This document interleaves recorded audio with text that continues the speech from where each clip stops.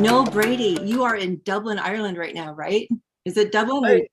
I am, that's correct. Yes. First of all, I want to say congratulations on your most recent win for Full Circle, Best Supporting Actress. That's wonderful. Congratulations.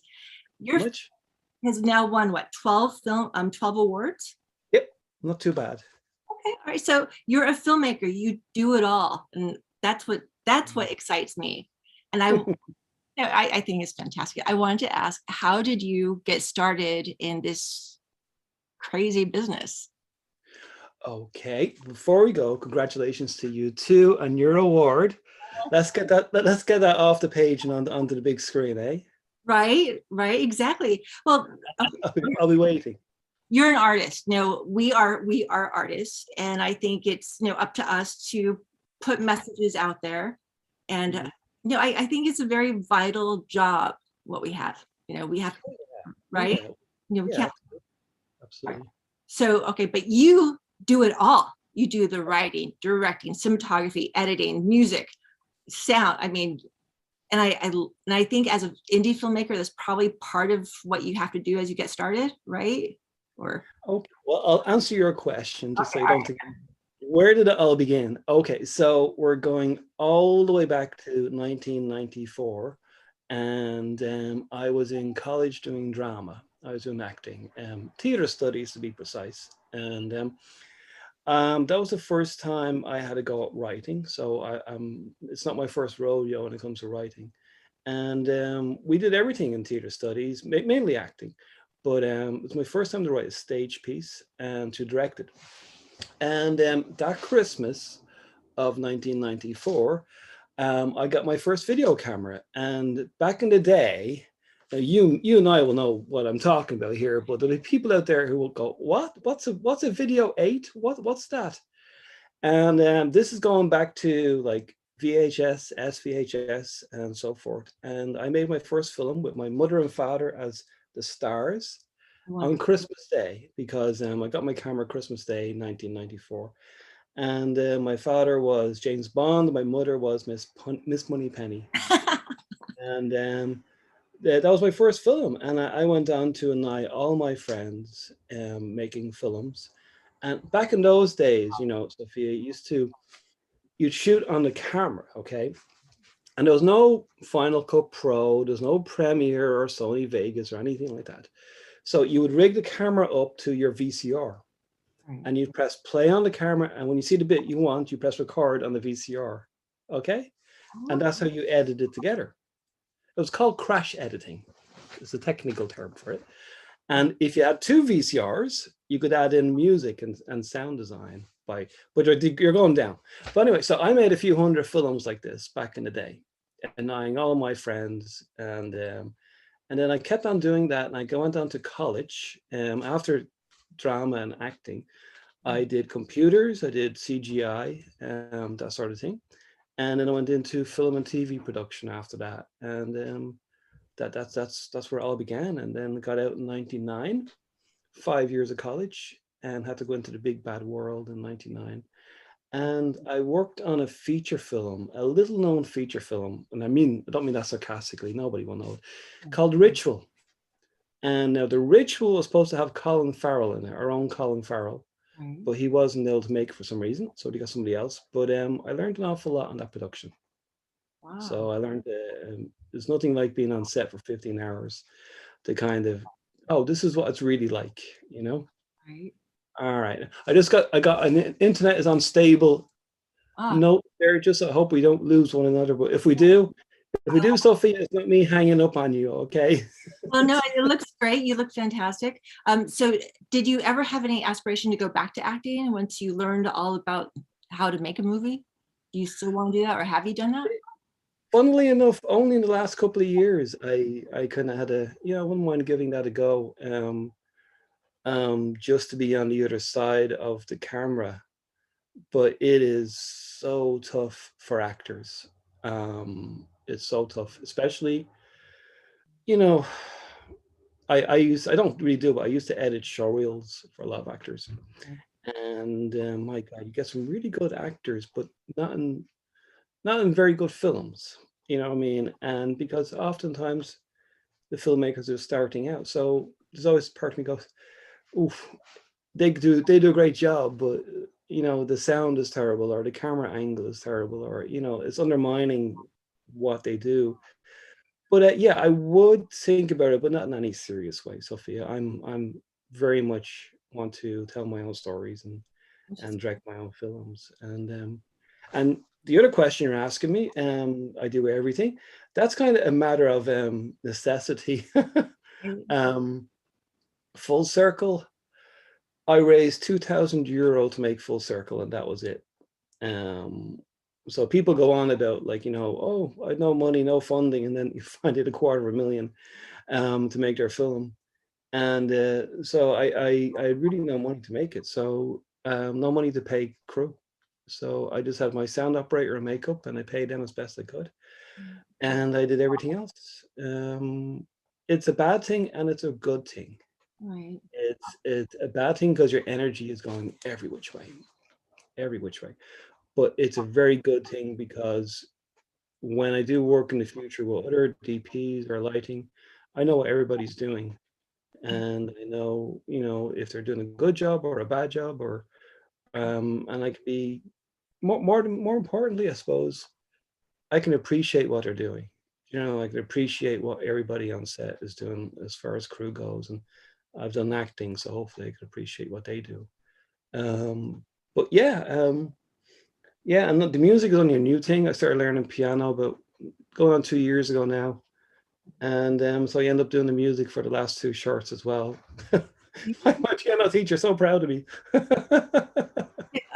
So I saw your t-shirts. When did you do those? Did you do those during the pandemic, or did you do them prior? Yeah, the two shorts. I got your letter, John Barrow. I know it's a long title. It's my fault. And the second one, The Weight of Time. Again, I came up with that title too. Both during pandemic.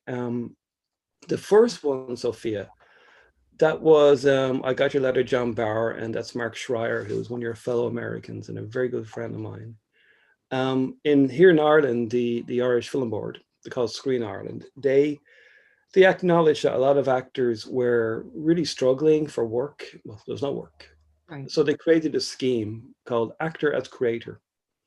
And each actor would come up with an idea and pitch it to the Irish Film Board. And if they were successful, the Irish Film Board gave them €2,500 to go make their film. Not an awful lot of money, but something, you know, and just so now Mark is also in Full Circle. Mark plays Travis Sear in Full Circle. And so Mark was one of the lucky ones. He got chosen, and I was his first go-to guy to make the film for him. And so yeah, and that was August of last year. And I think we worked on a script for a couple of months and finally got it to where it all worked. And then we shot in November of last year. It was all done and dusted before Christmas, and then just held on to it. And we're up to 5 awards with that one so far. So it's not doing too bad. Not doing too bad. And the new one, Rodrigo Ternavai, who's a Brazilian, in the other one, The Weight of Time, which is an LGBTQ film. That's got 2 awards at the moment. So 2 festivals, 2 awards, so 2 for 2. So we're doing okay. We're doing okay. And it was just wonderful to make something that I didn't write. Well, I co-wrote Mark's one, and I did a lot of script editing on Rodrigo's one, which is The Weight of Time. So yeah, I'm talking a lot here. I better slow down because we got a long way to go. And I'm going, in case you're wondering what this, I don't live in a cave or anything. This is my black backdrop. And I teach, I'm a tutor here in Ireland. I teach acting for camera and filmmaking. Oh, okay. And this is my generic background for when I'm teaching my students online. There's a whole bunch of, there's a keyboard behind me, a bunch of collectibles. I'm a mad Star Wars fan. And so not to be hiding your life from everybody by putting that up, right? What? It's like you're hiding your personality by putting that up. It's like, you know, all your life is behind you, you know. Well, you know, yeah, I'm not a big fan of the whole Zoom thing, Sophia. Okay, you're in Ireland. You know, we're able to talk because of Zoom. I mean, we were able to meet because of an online film festival. Yeah, I know, but it's just, you know, it's not the same. It's not real world, you know.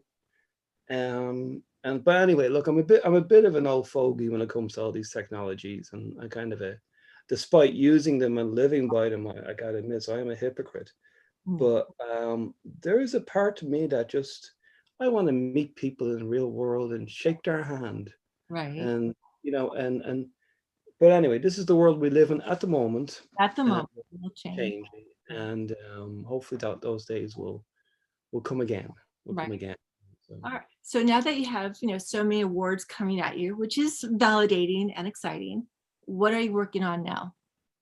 I am writing a second feature film at the moment. I wrote oh boy. Yeah, I sat down. I hadn't gone near it in a little while, Mhm. and it's funny. I don't know. You write as well, so I don't know what your process is like. But with Full Circle, I wrote that over the space of 3 years. I It's just a process. 15 drafts. 15 drafts I wrote that at the end of the day. And even when we were filming Sophia, I was rewriting then. We shot it over a period of 2 years Mm. because my lead actor, Michael Bates, was called away to plays a lot. And as I'm sure you're aware, when you do a play, you're talking about 8 weeks, 4 weeks rehearsing, 4 weeks on, and then they might travel. So there was a lot of holds up there, and other actors are doing things too. But I digress. But it's funny, when I wrote that one, it the it was kind of fearless because I'd nothing to lose. I wasn't thinking of awards certainly or anything like that. Mm. I was just, how can I make a film with no money? How can I make a film with what I have? What sort of story can I tell? Mhm. And everything was coming from that. And I do a lot of writing. When I write, I spend more time writing about it than writing the film itself. I write way more about what the film is going to be. And then I talk to myself. I write down, I can't think of this. I go, why can't you think of this? No, really, I can't. No, you're lying to yourself. Why? So I have these arguments with myself. And I end up writing Full Circle. And actually, I don't know if you watched it to the end, but it's dedicated to my parents who passed away. And I was writing about loss. And I didn't know it for the longest time. The main character has a loss in his life, and he spends the whole film dealing with it. And that's what I was writing about. So when we come to present day, I'm writing the second one, and I'm going in with a different approach. I think I need to know what my true north is. I need to know this is what the film is about. And when I know what the film is about, everything else kind of falls into place, if you know what I mean. And when I meet writers, and they say I'm writing, I do ask them, what, tell me about it. What's your film? Mhm. And when they start telling me plot, Mhm. I go, no, that's not what I asked you. I want you to tell me about your film. Mhm. It's about love. It's about loss. It's about redemption. You know what I mean? No, I'm interested. But when you start talking plot, Mhm. no, the cart's before the horse sort of thing. So I'm at that stage. I've written 20 pages of a really cool film, Okay. and I love my little scenes. I love the characters, but I haven't decided on what my true north is yet. And I was sitting down there only yesterday with it, and I go, what's my true north? And I drew a line right down the page. Actually, hang on. Let's see if I can find it. Well, It's buried here. I think it's so cool when you find out your true There we intention. go. You find your I true don't know if you see that. You see? You see? wow. Right down to the end, and all around this side here is me going off in tangents. It's all backwards, I know, as you look at it now, But but cool. this That's is me talking to myself, and location, in a house, visitors. I can do it all in one house. There's a death outside. Why is that happening? Separation, and then what's the opposite of separation?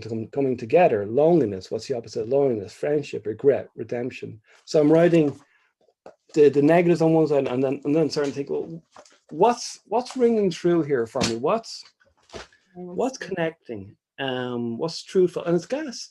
When I teach acting, I teach acting as well, acting to camera. And I just say to the guy, you know, it's funny, you are acting, but it's actually about being truthful. Exactly. It's about being authentic. And it's the same with writing. And, you know, people, when you go see a movie, and a movie's like, you know, $100 million or something, you go, just, you know, they had better camera than I had and probably better actors, but it just doesn't. So why is that? I think it comes all the way back to the writing, that if there's an agenda, if they're trying to tick boxes, it's not coming from a truthful place. Sometimes truth can be ugly, you know. Sometimes it's not something that's palatable. It's, you know. But anyway, I'm going off in different directions. It's true. When you have that truth, it resonates with people because they can relate to it. And that's what you want. And then you also want to find that core, because you can be working on it for several months out of your life. So you have to have that connection with it too. You know, so I think that's one of the great things about, well, probably one of the hardest things when you embark on making a film is you're going to be living that for a very long time. You know, and I don't think people really understand that. So if you can find that truth and that connection, that's everything. Yeah, that you're absolutely right. And I think about it is, and I think probably one of the reasons, you know, I've had so many people say to me, "Oh, during lockdown, you had all this opportunity. You should have written it in the study." They don't understand. It's when it's an obsession. Let's just call a spade here. It's an obsession. It really is. And once you really get into your script, once you really get into your story, it's never far from your mind. And you start to miss out on life.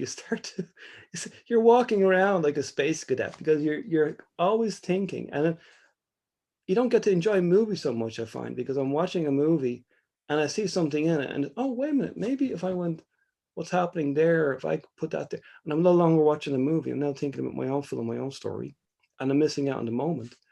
So you're absolutely right. And it's, the short films are great because the short films are kind of like, well, I mean, the last two, they're not my stories, you know.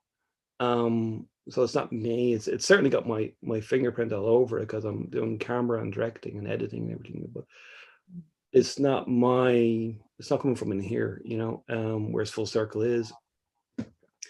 And for this next one, at the moment, to actually answer your question, it's about a woman who thinks she's a witch. Oh, she doesn't know she is. She just thinks she is. Here's the thing. I find it more interesting to have a character that thinks she's something, and throughout the whole film, we're never quite sure whether this is some form of psychosis or whether it is some sort of throwback to evolution. And because the kind of more, not boring, but less interesting is when you start looking at stories and start looking at reasons for credibility and how you can justify, you know, an idea in a story. And I'm going all the way back to pre-Bible days, Right. and a book, what they call a Book of Enoch. Right. And this particular saint, he theorized that angels came down from heaven, and in those days there were unicorns. In those days there were trolls and goblins and all these things, and witches and warlocks. And what I'm saying in the film is that some of the people that live nowadays, some people are actually far descendants of these type of creatures, and that's how some people feel disconnected. And well, here's the thing. I mean, now that I talk about it, I feel very disconnected to the world at times, and I think most artists do. Yeah, that makes total sense. Yeah, and this is why I just say I have a lot of kids I teach, and I just say, if you feel like you're not part of something, you're probably an artist. So that's a good thing. Right. But and it's about feeling disconnected and trying to find a reason why and understanding. Because if you could understand it, maybe help you cope better with it. And now that I say that, that's probably where I'm coming from with this character of a woman that thinks she's a witch. Her psychosis is based on either her brother or her husband has been killed through violent crime. And she starts to deal with it psychologically through therapy, and then meets this other woman who introduces her to kind of Irish folklore and what we call banshees, which is an Irish witch. So that's a lot of backstory. And I don't know whether you find it, Sophia, but I can get so caught up in all these backstories and stuff. But Well, what I'm doing is I'm distracting myself from the core. Then I'm really getting excited about writing these cool scenes and these cool moments. But finding I'm not really taking responsibility for what I'm really saying here. So right. anyway, I But digress. so what I think is when you have something like that, when you can have someone to talk to about your story and really just put everything out there, everything that, the backstory, all the stuff that excites you. And then when you start speaking about it, I think that's when you start finding the core. So I think it's so important to be able to share a story, with someone you trust and you could, go back and forth with. And what you're talking about is just, it feels like it's so contemporary right now because so many people Yep. are talking about, what is witchcraft? What is, the high priestess?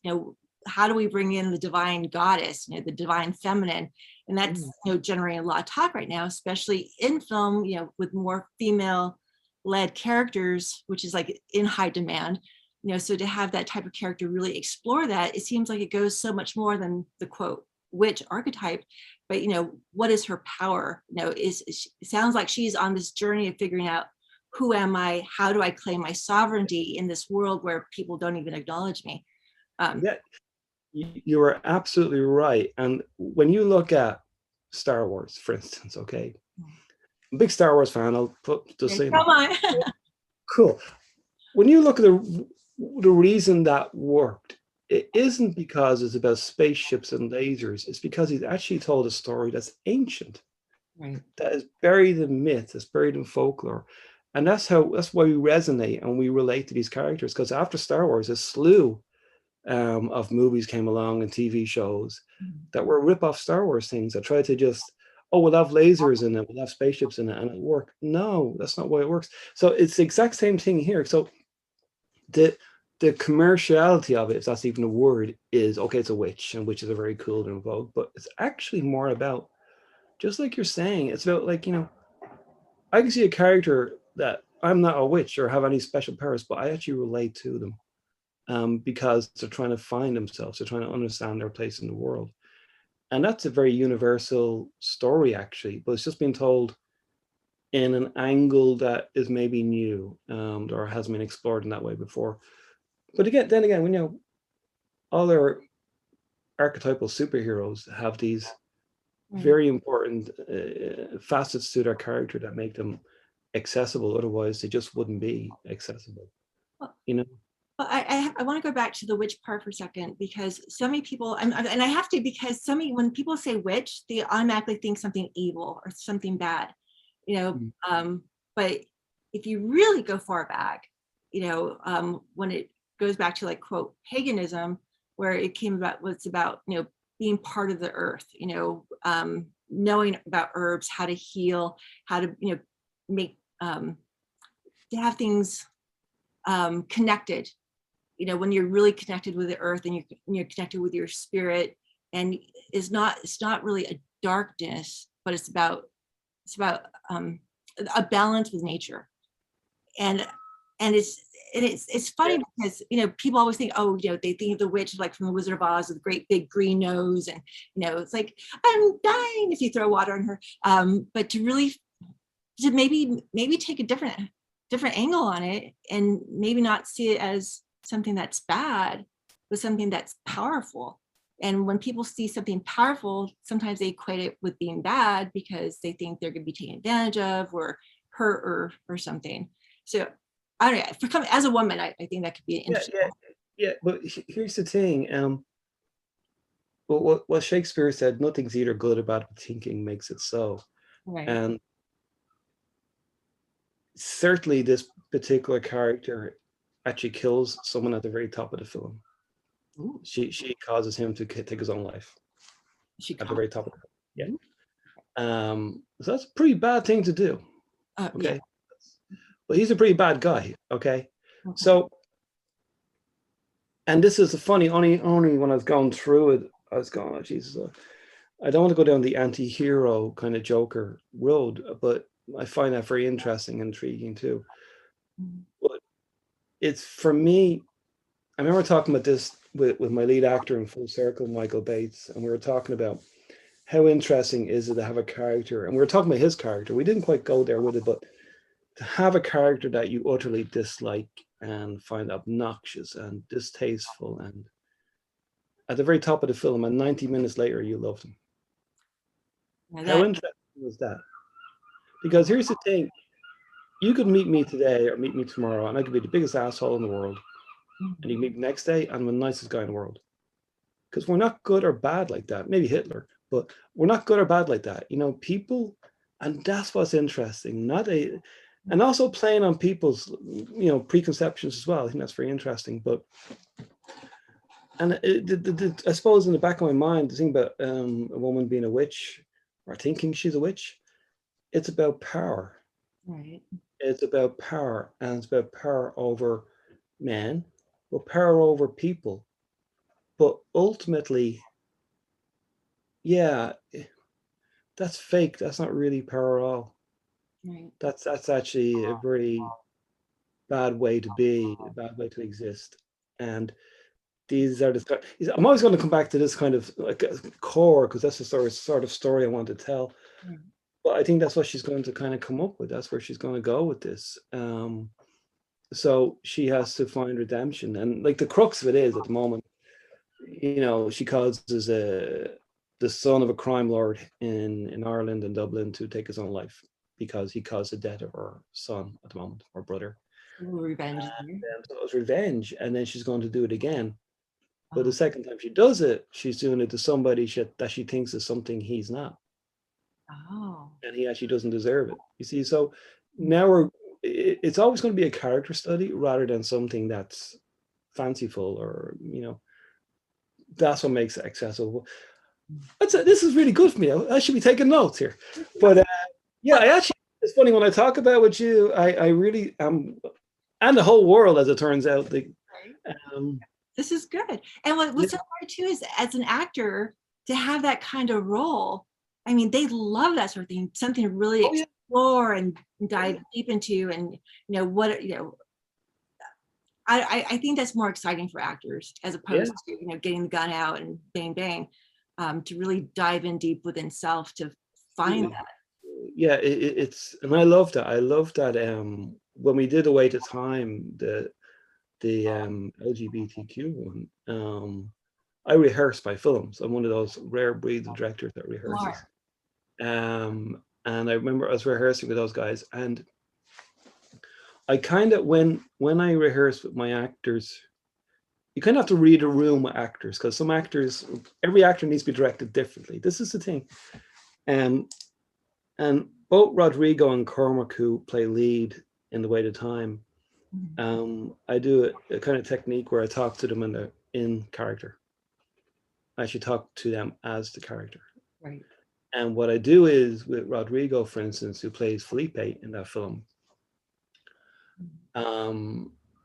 he basically, the crux of the story is, they were out one night at nightclub, and some thug pulled a knife, and Felipe got the knife off him, and he stabs the thug.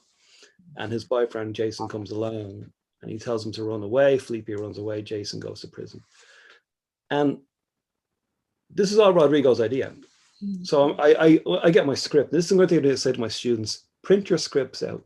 I don't want to see iPads or iPhones, because when you print your script out, it's a piece of paper, and you write all over it, and it becomes it's a possession now, it's a thing.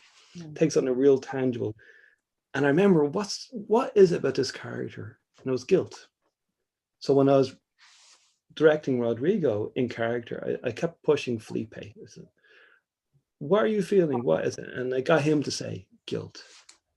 So he came to that conclusion himself. Because you don't actually direct, you ask questions more than direct, I think. Because sometimes the actors can bring something that you don't think, or you don't see, and you go, oh, wow, okay. So, yeah, so it's I love that process. And again, I work with a lot of stage actors, a lot of the cast of Full Circle, all the cast of Full Circle, except for Jenny, who won. I don't think Jenny's on stage. She may have done Panto, but they're all stage actors. Michael Bates, who plays Malcolm Walker, he did two or three one-man shows, which I find so impressive, to stand on stage for an hour or so Wow. just you, and to embody all these characters. Amazing. So I have to, how do you find your actors? I mean, Yeah. or do you Well, find them? I have always, my God, going back to the 90s, I've just been surrounded by musicians and actors, writers, and we're all mad in a good way. Of course, yeah. And well, there used to be here in Dublin a community of people called and they call themselves the Attic Studio. They call themselves the Attic Studio because when this group of people first got together, it was in an attic of an old building. And this was going back 14, 15 years. And the Attic Studio was a community of actors, writers, and directors, predominantly stage. And I got involved with them in 2005. And then as the years went on, I meet hundreds of actors there each week because they would do workshops, they would do readings, and there was a lot of stage. And they had a committee, and I got on the committee, and I introduced film a lot more into the Attic Studio. And we ran 3 or 4 film festivals over the years that we all got together and ran them within the community of people. And that's how I know my actors, and a lot of those guys are in this country at any rate, have gone on to do really great things. I'm also a tutor in the Gaiety School of Acting, where Michael Fassbender went to and Colin Farrell went to. We're very proud to say, before my time, I might add. But so I meet a lot of actors there too, young and old, young at heart, and so I'm always meeting actors. And with Full Circle, I know you've seen that one. I wrote the parts for those actors. I wrote, and that was such a big help. Oh, that was huge compared to the new one. I don't know who I'm writing for. At the moment, I'm writing for Ewan McGregor and Emily Blunt. That's who I have in mind. That's Um, well, I find that too when I get to know an actor, it's so much easier to write for them because oh yeah, you know their strengths, and you see them bring the character to life as you're writing. At least that happens for me. So because of the pandemic, how has that changed for that community? You have a community of oh artists. yeah. Well, unfortunately, the Attic Studio, that community of actors and directors, ended about 2 or 3 years ago, long before the pandemic came along. It just pattered out for whatever reason, and people just moved on to different things. So it ran its course. It was 14 years, I think. So it's a long go for something that was never funded or never supported in any official way. It's just very guerrilla, with people just getting together to just once a week. And I think the whole idea was what you're saying. It's just like actors can feel very isolated and alone, and also when you are an artist, you have a very obtuse point of view on the world, and it's not one that you kind of share with everyone. There's a great saying, what was it, when you meet the samurai, show them your sword, and when you meet a poet, show them your poem, but don't get them mixed up. I like that. Yeah, I've gone back to the 90s, Sophia. I've been reading books and stuff like that, so I'm full of little quotes and stuff like that. The students like it, but yeah. So I think that was wonderful for that, and I met so many actors, and that just funny. I learned so much. Um, about how to read a room, how to understand people, because it's a kind of anthropology that we're doing. It's a study of human nature, sort of. But anyway, Right. yeah. Capture it, So to yeah, and then cultivate. all the technical stuff I learned in college, and um, editing and cameras and all that. That's just technology. So would you say Ireland has a big support for film, for independent film and for more mainstream film? Is that Repeat that. You broke up a little bit. Top of that question. so? Would you say Ireland supports film, like independent film? Well, they have this foundation to give out money for actors, but would you say as a whole there's like a big film industry there? There is a big film industry here. Now there is. Oh, some huge company bought Ardmore Studios and oh, what's the other one down in Limerick? I can't remember the name of it, but they're making all Netflix stuff down there too. So there is Ireland is becoming more of a hub that way. But here's the thing. Here's the thing, Sophia. What happens oftentimes is oh jeepers, this is going to get me on a soapbox here, so I'm sorry. Hey, But here's a what's the point of having, you know, wonderful studios when you bring your crews all up from England, or you bring your crews over from America when there's crew here? right. So oftentimes productions, huge productions down, but they bring crews in from abroad to work on the productions. Now I understand they know their DP, they know their camera, you know, they know their assistant directors, so they want people to work with before, but just people here. So that tends to happen quite a bit. Happens with actors too. The actors here don't have a residual deal.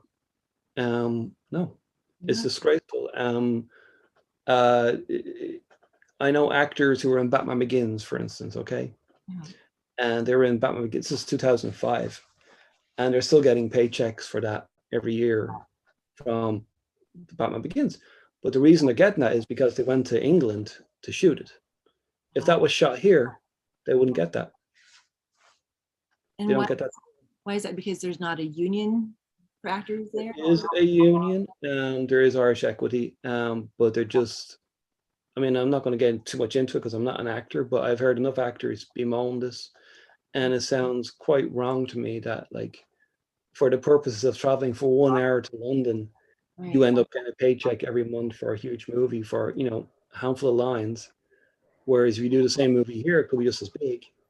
You don't get that paycheck. You get like you're one and done, you know. So there's a lot wrong here. There's some stuff right, but it's still stuff not right in this country as well. But that's just, you know, the way it goes. Right. Well, but you can change, anything can change, right? Anything can change. Yeah, and they're working on it now. Yeah, one of my best friends, or Padraig Murray, who's also in Full Circle, used to be the president of Irish Equity for actors here. And I'm going to a guy called Jerry O'Brien is taking her over now. So as far as I know, the fight's on. So Good. As long as you got the fight going on, right? Something. so I mean, yeah, so yeah, so there is that. I mean, you know, again, I don't know the ins and outs of it, but I do know that's the way it's going at the moment. So yeah, so it's there is an industry here, but it's kind of it's not as equitable, I think. You know what I mean? And I know Mark, who's in Full Circle, he came from the States, and jeepers, he, you know, auditions every week, every week. It's just not the case here in this country. But you see, look, Ireland is there's lakes in your country you can put my whole country into.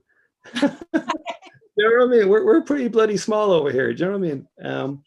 So you have to kind of take that into consideration. You know, we are a very small country, so you have a lot of richness in your country. You know, the history, just so much to pull from, and so, and the fact that you are a filmmaker, my hat's off to you, because you have to jump into it, mind, body, soul.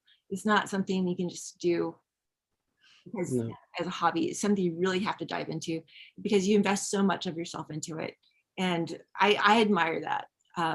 And to still be a kind, compassionate person while doing it, that means, to me, means everything. I mean, because so many people are not nice, not kind, but it's, you know, I believe it's a creative energy that when you have that kindness and compassion, that you embrace your crew, I think that energy just helps everyone.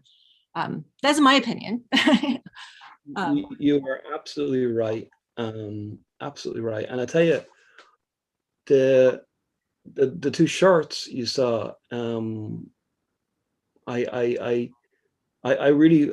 really struggled during the pandemic, as I know a lot of us did, to kind of stay positive and to stay hopeful, even, you know, because I felt I was on the way at the start of March 2020. I was doing very well, I was earning loads of money, and well on the way to doing the second feature and so forth. But I found it difficult on I Got Your Letter, John Barrow, when I was doing that one. And the second one, Rodrigo's film, The Weight of Time, that was just wonderful. That was just great vibe on set. It was lovely vibe on the other set too, but just with that one. But you have to, when you're leading, do you know what I mean? When you're the director on set and the producer on set, you set the tone. You set the tone, and you set the bar of. You don't have the luxury of feeling the. You Right. have to be in there and be enthusiastic, and most of all appreciative of people around you. Especially makeup. Poor makeup. I have to, God, those poor girls. They get forgotten about all the time. You know what I mean? And they're there all the time, ready to do makeup all the time. And it's kind of one of those jobs there that you're doing camera, you stop the camera, you shoot the camera, it's on, but the makeup is kind of always on call. They're like emergency, because they can come in at any point just to touch up the actors. So they have to pay attention all the time. But I always kind of, yeah, thank you, Mrs. Makeup. It's usually a girl, so. But so just to kind of get yourself in that frame of mind. It's funny, I was having this conversation with Mark, who's done tons and tons of movies, and I was asking about that. You know, we were talking about, like, you know, the vibe on set and the production carries over into the film when you finally watch it. And I said, "Is there any films that were really successful that you worked on that was terrible to work on, terrible people?" He said, "Yeah, there was." And so it can switch around, but I think he's talking multi-million-dollar movies with big name actors that he's not very fond of. I'm not going to name names, but yeah, and but they worked out. I think at this level, I think certainly, yeah, you need everybody on your side. You Right. need everybody on your side, and you need to be able to. Everybody wants something different from you. Everybody reacts differently to different sort of parts of your personality. Um, Look, I was brought up to be mannerly. I was brought up to say please and thank you. I was brought up to hold the door open. I was brought up to appreciate old school that way. And I think that will get you much further than shouting the odds on set and trying to be the big man on set or whatever. No, Do you no. see a lot of that in younger people? Or do you see that there is that desire to want to be part of the project? All right. So are you talking about actors or are you talking about crew? Talking about, general, just like this. Okay, I know we're not exactly in our 20s anymore. uh, Darn. Well, that might be a blessing. But do you find that, a lot of younger people, whether they're crew or actors, do you find that they want to kind of do their own thing, or do you find that they want to be part of the project and help? Because I know filmmaking is such a collaborative effort. You all have to kind of be part of it. Or is there a mix? My experience so far has been very positive. I I teach a lot of acting for camera and a lot of teenagers. They do it in age groups. So I've worked from everything from 8 to 11, 11 to 14, 14 to 18. And especially when they get to the 14 to 18, they're kind of at that sweet spot where they're a bit more mature. You can give a bit more when it comes to directing. And what always kind of gets me is they're so confident. They're so self-aware, so much more than I was. I couldn't tell my elbow from my head when I was at that age. Than I was at that age. And I loved it. I loved their confidence. I loved their. But here's the thing. Do you know what I think it is? I listen to them. I listen to them, and I ask their opinion. I say, what do you think? And so many times, Sophia, I see what do I think? Because they're in school, and in school you're told, you're not asked to come up with the answer. You're told the answer. That's the way education works. But yeah, the only thing I think that gets in the way is technology. I think that's why, like I was saying, I want to see people with their scripts. Like I'm a bit of a stickler for that. I want all the students to have their scripts, my cast, to have on paper. I don't want you turning up iPads and iPhones and looking at the bloody thing, because you got, once you have a thing in your hand, there's a great saying. See this? Here's a phone's on charge. Remember, everything on this, Sophia, everything is by definition phony. Hence phone. It's phony. It's true. Well, Well, yeah. So that was it. I don't. So far, it's been older actors now. Sometimes they think they know everything. Yeah. Yep. And even like people starting off and like acting for camera one, where I teach, if acting for camera 1, 2, and 3, and people coming in and they go, "Oh, I've watched movies all my life. I know how to do this." Okay. good. But yeah, it's all about communication, listening, being, it's, I think what you're doing is awesome. I love that you're just going for it. And, so I have a script idea that I've been working on, and it'd actually be perfect if it were set in Ireland. So say it could very well be pretty good. And it's a contemporary piece.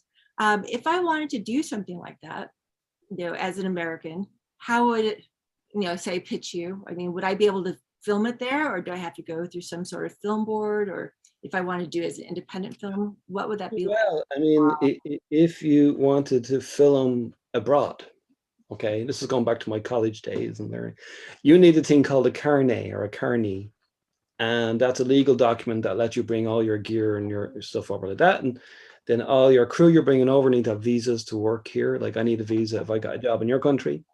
So from a production point of view, what? What if I wanted Ireland's crew? Like say you have a crew there, and I say, Oh yeah. hey, let's make a movie.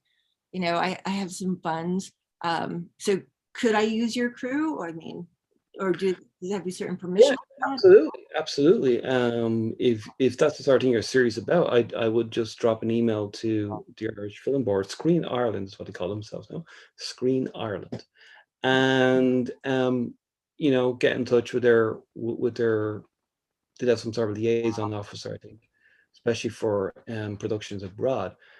That would actually, I imagine that would be something quite interesting and to them and attractive, because it's bringing in production from abroad. And I think it will be a good time to do that, actually, if you were to go down that road. I don't know, other than what I just spoke about there, I know if I was to work in your country as a director or in any capacity, I'd need a visa to do so. Now you probably know this, but you get entertainment visas that are for artists, and I think if you've enough money, you can just buy them. There is that. But again, I remember having this conversation years ago.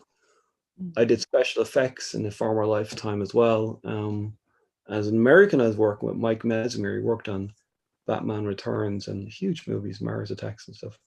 And I was saying that to him, how does it work? And he said, well, bottom line is, you are the only person that can do this job.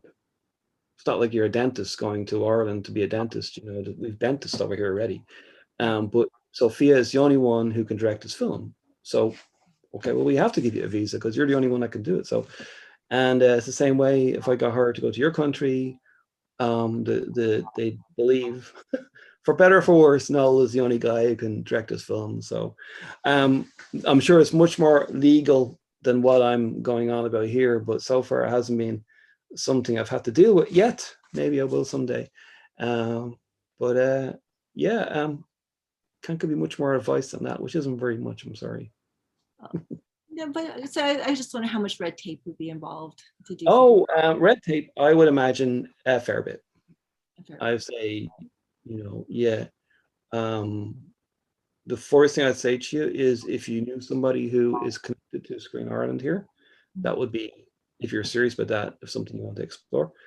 If you know somebody in this country who has a direct connection with Screen Ireland, that's not me. That would be your best bet, because it's all about introductions and making those connections. It's no different from me, and I'm in this country. Wow. You know, so Okay. I'm definitely on the outer rim of these things. In And, this country. you're moving up. It's happening. You know, Yeah, I am moving up. Yeah, I am. I am. I'm not going to put negatives out there. no, you are. You know, look at all these wins you have. You know, your films are amazing. The quality is incredible. You know, it's a very engaging story. You know, you find yourself really pulled in, which I like. You know, from pretty much from beginning to end. You know, and you're like, okay, what's going to happen next? You know, and you're part. It feels like you're part of the story, Yeah, and yeah. to do That, that. that that's very much by design, and I think I have an advantage because I'm an editor. I've been editing 20 years now. I started in '99, and I think being an editor really, really informs you when it comes to writing. And Full Circle was a huge learning curve. I was really scared of it at the beginning because you make a short film that's 10, 12 minutes long, and you've got 12 minutes to kind of keep someone entertained. And I always think it's like the remote control. You're channel hopping. At what point do I think if someone's picking up the remote control, the channel, what can I do to stop them Right. switching over? What's going to happen next? So with Full Circle in particular, I know a lot of people out there haven't seen it, but there's a very definitive design to that film, and it's the same with The Weight of Time, or Rodrigo's film. It's designed. It's not just written. It's designed in a way that you are not told. You're told something, but not enough. You're told something else, but you're still not told enough. So the film actually doesn't reveal itself until 20 minutes in. If you were to go back and that's when you watch really good movies, you'll find 20 minutes in a good movie, this is what it's about. Mhm. We don't even know necessarily whose story it is we're being told yet, because we're meeting these characters, these disparate people have nothing to do with one another. And it's only after 20 minutes, now it's this story. Mhm. And what's really cool is that, and I didn't do it with Full Circle, but I'd love to have a buddy. I thought I was being told this story, and in the end, I was told this one. That's really cool. And that's really, I tell you something, it boils down to, well, Full Circle is 91 minutes long, and there's technically 88 scenes in that film. 88 scenes. Now that's in film, you have your script and then you have your shooting script. Shooting script's kind of different, but when it comes to the clapperboard, it's when each scene. There was 81 scenes in that film, I think, and so it's always moving along. Even though it might be two people talking, but even down to that, I was going that they're saying too much or talking too long. You know what I mean?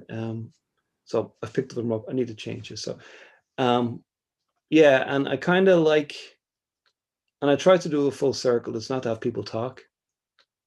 I hate movies that start off with somebody doing a voiceover saying, "My name is Jim Jones, and 2 years ago my wife died. Ever since then, I've been going to the bar and I've been drinking." Oh, go away. Let me show you. Let me meet you at the bar. Or let me meet the woman you just tried to talk to first, and then she takes me to you. That's someone. It's a film. It's it's what they call semiotics, telling story visually and auditorily. Not you know telling people that's stage different. Yeah, so I'm very, very, very, very aware of pace and structure, and yeah, and I tried to do that Full Circle, and it's won best screenplay 3 times, I think. So I did something right. So So how can people watch your films? Full Circle, The Weight of Time, A Letter to Dan Bauer, or even your old.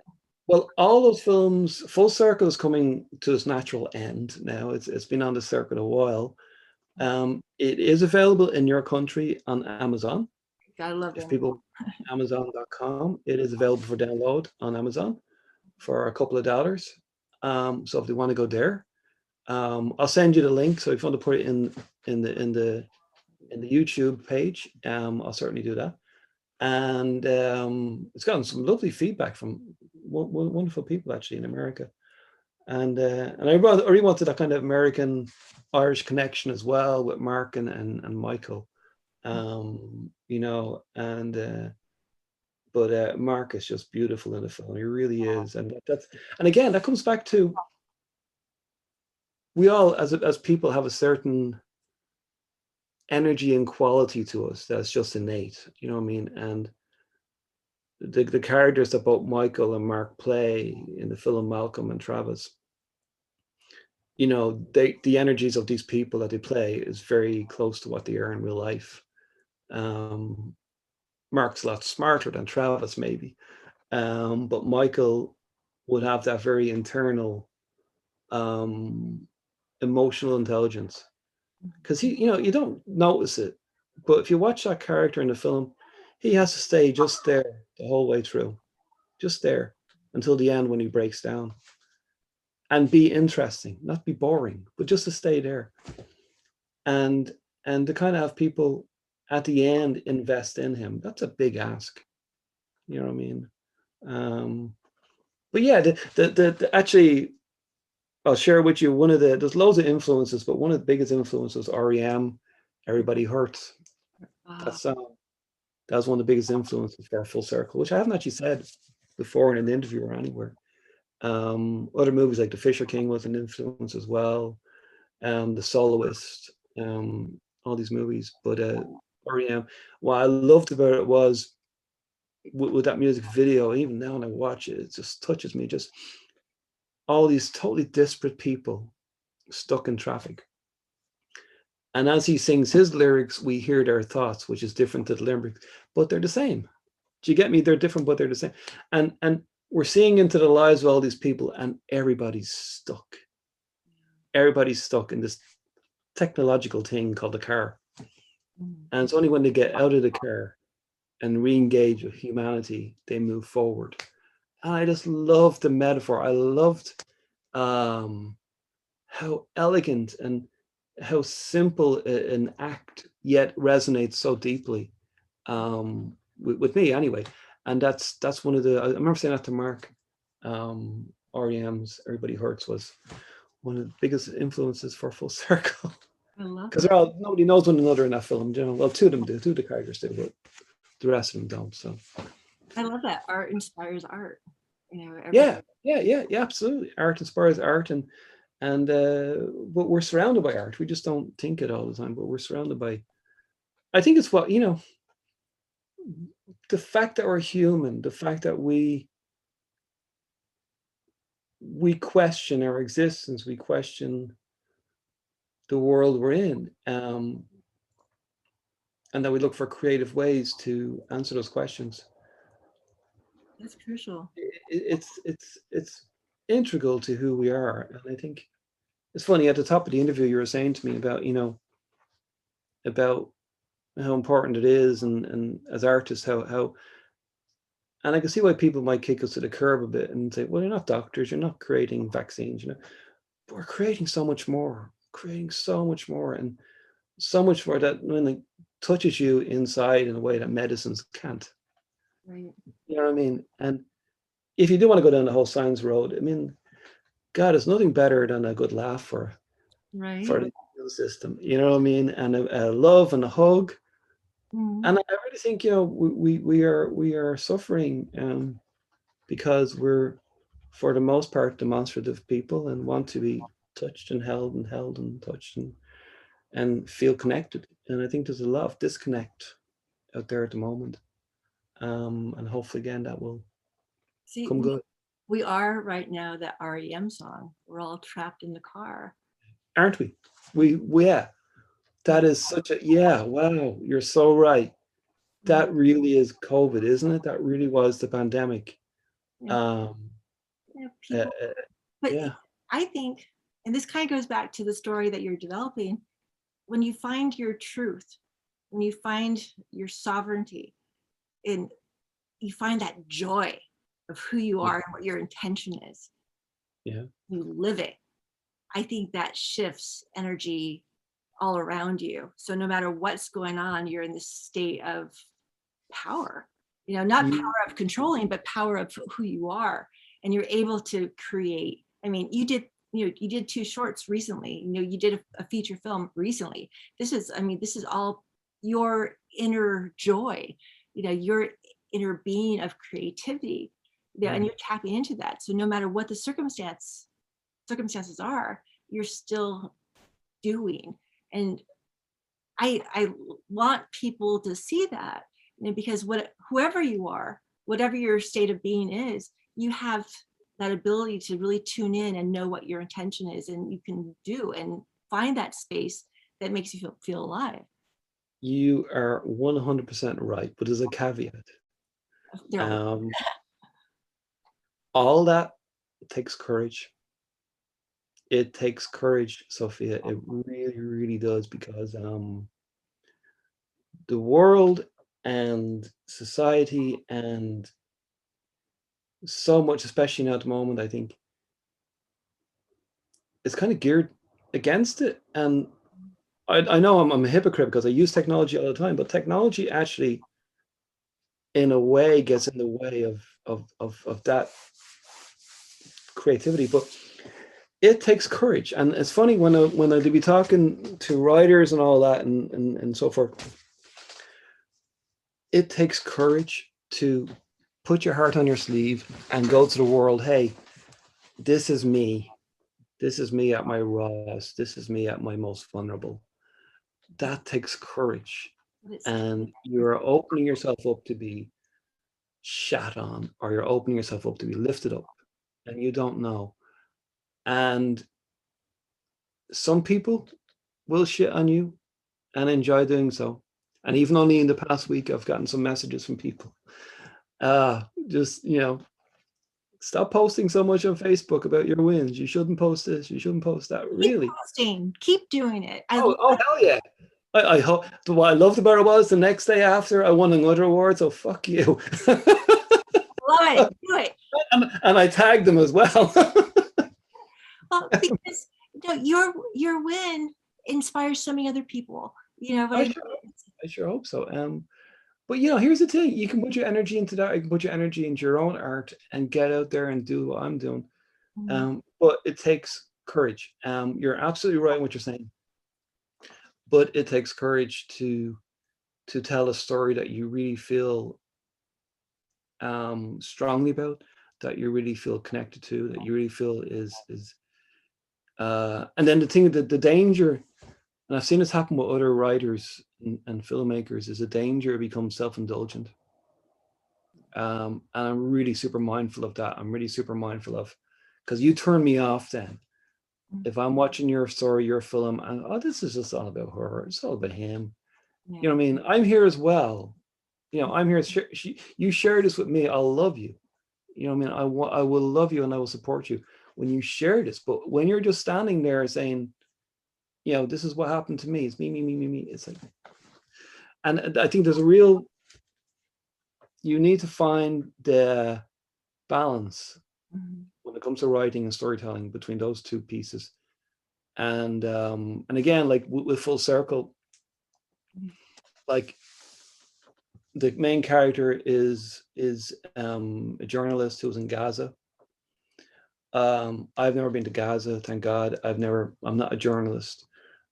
And so none of the stuff is biographical in that way, but what he had in his life is loss, his wife, me as my parent. So that's the connection. And I think that makes it then, if I just wrote a movie about this guy who wants to be a filmmaker and his one parent dies and another parent dies, it's so sad. It's so, yes, I'm being honest, and that takes courage, but now it's just all about Noel. It's like, Right. No, I think you have to, it's funny. It's like a really great meal, but you have to know to serve it up and when to serve your entree, your first, second, third, all that. I think you need to be very mindful of. And even then, when it comes to writing a story, again, pace and structure about what you tell and when you tell it and how you tell it. And that's what I love about film. It just lets you do all these things. And sometimes the music alone in the film, the actors love dialogue. The actors were quite happy to talk from beginning to the end of the bloody film. And I go, no. And I just want you. And yeah, I'm not going to name names, but I've had actors who kind of really kind of resent just doing a look, just, you know, internalizing it. But then again, that's, That's life though. I mean, you're in a oh situation yeah, where you're not constantly yeah, talking, you know, you have that receiving part too. yeah. Yeah. Even with The Weight of Time, there's a wonderful actress in that, Ali, and she plays the mother. Mhm. And she's the very first line in the film, and the first line she says is, "Jason, my son," like that, right? And I remember one of the crew members coming up to me on the day, and he goes, "Oh, it's so on the nose. It's so, you know," like, how, look, thanks. I just thanked him for it. But I know that I said to Ali, I said, "Now this line, when you say it, we won't see you say it. It's off camera because we see the character. So when it comes to semiotics, we're seeing the son, we're hearing her say, 'Jason, my son.' So we now know this, his name is Jason, and that woman is his mother." And his So mother would say that. Yeah. yeah, and but it's a line that serves a purpose in the film. And sometimes you get into these little things. Um, but and again, so it comes at the end of a montage at the opening of that film, um, which the Rodrigo had it in his head. He wanted to make pão de queijo, Mhm. which is Portuguese. He's Brazilian, and it's cheese bread. Um, and he really wanted to make pão de queijo at the start of the film, and this other guy is getting out of prison, and I'm going, that's so, I mean, you don't want to make it look like, a Gordon Ramsay thing where we're a cookery show, and so we struggled with the music for a while, and I came up with a piece of music that kind of fitted both pieces and brought them together. But the whole thing, as you know, it's all about the trick with the door. When he opens the door and he isn't there, there's nobody there, and doors became a big theme in that film, actually, with doors opening.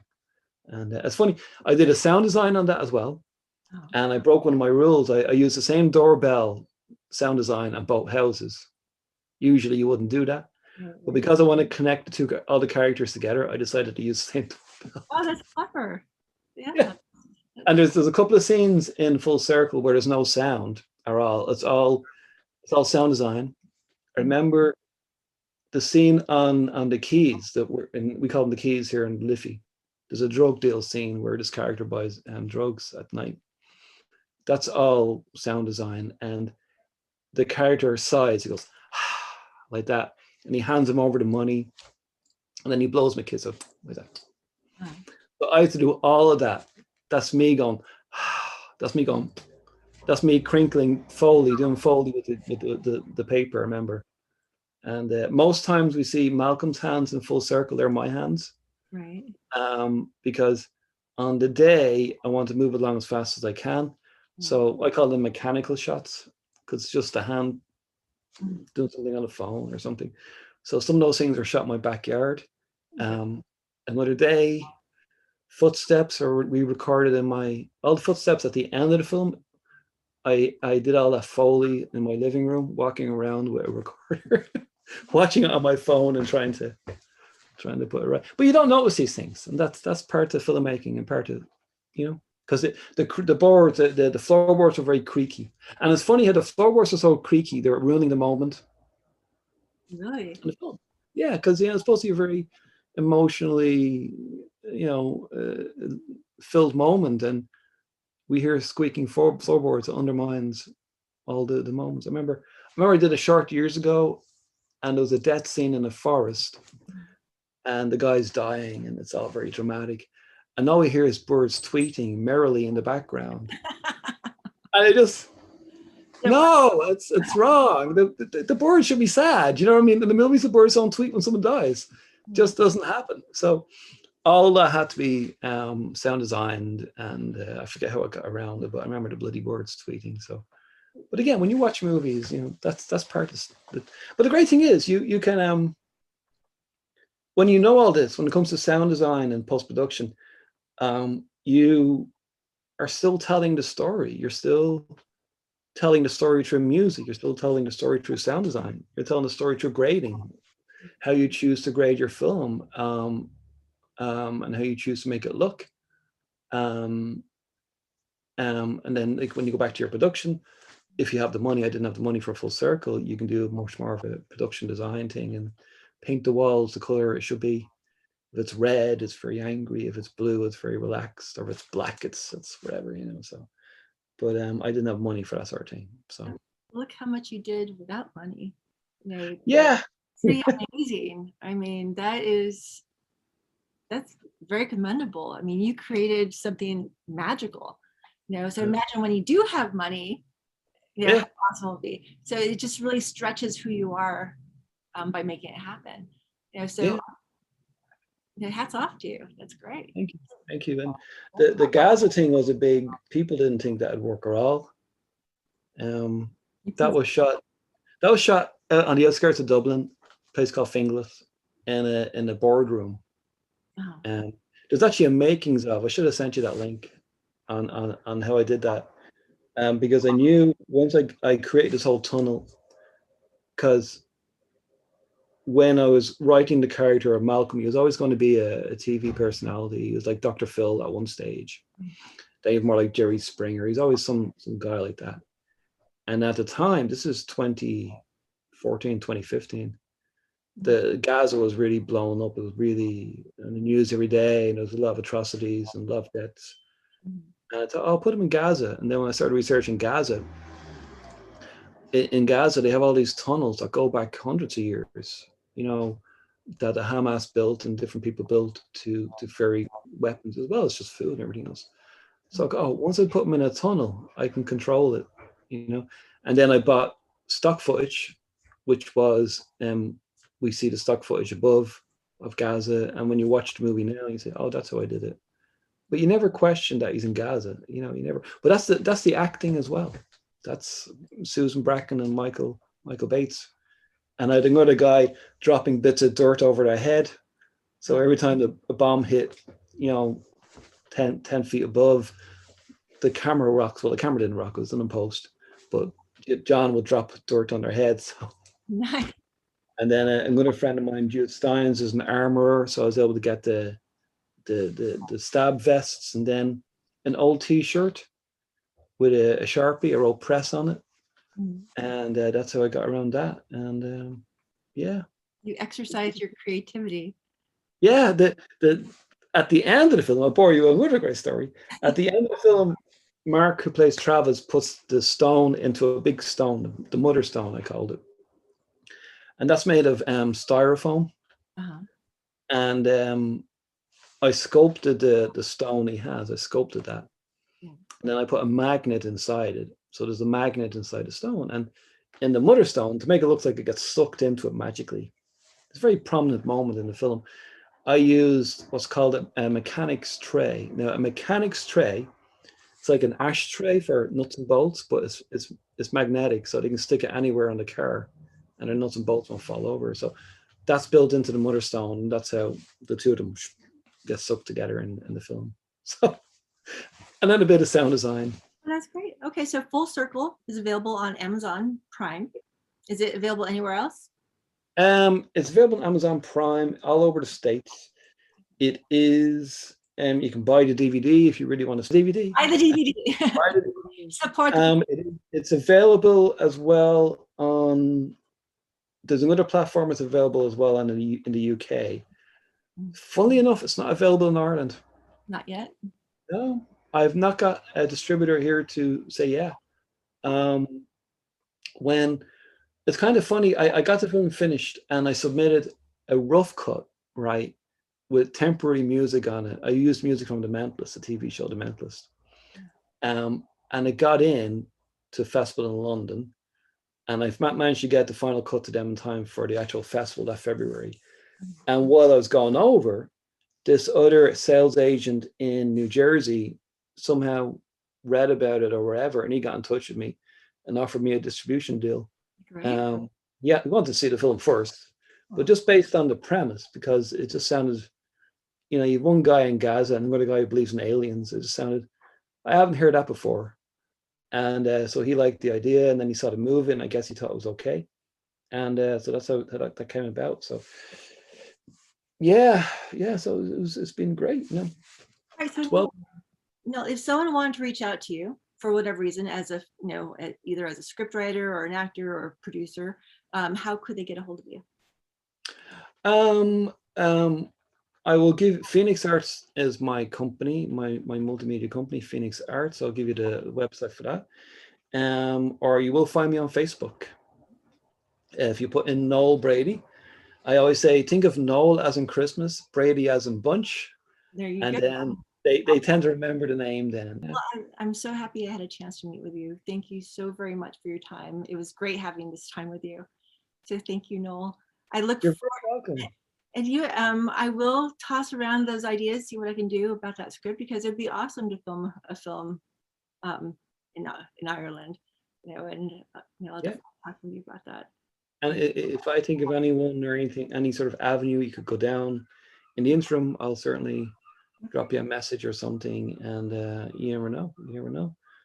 You might get over here and have a Guinness together or something. I've never drank Guinness. You know that? I'm probably the only Irish guy in this country who never drank Guinness. But meaning to. It's on the list. All right. Well, yeah, I'll reach out to you and I'll let you know what the concept of the film is, and we'll go from there. But thank you so very much, Noel. Greatly appreciate it. All right. Mwah. It was wonderful seeing you, my dear. I look forward to having you soon. And hopefully, like I sent you in the messages, John Bauer might be in LA in November, so you never know. Keep me posted. Yeah, I'll be there to support, definitely. All right. Thanks so much. Thank you. Bye.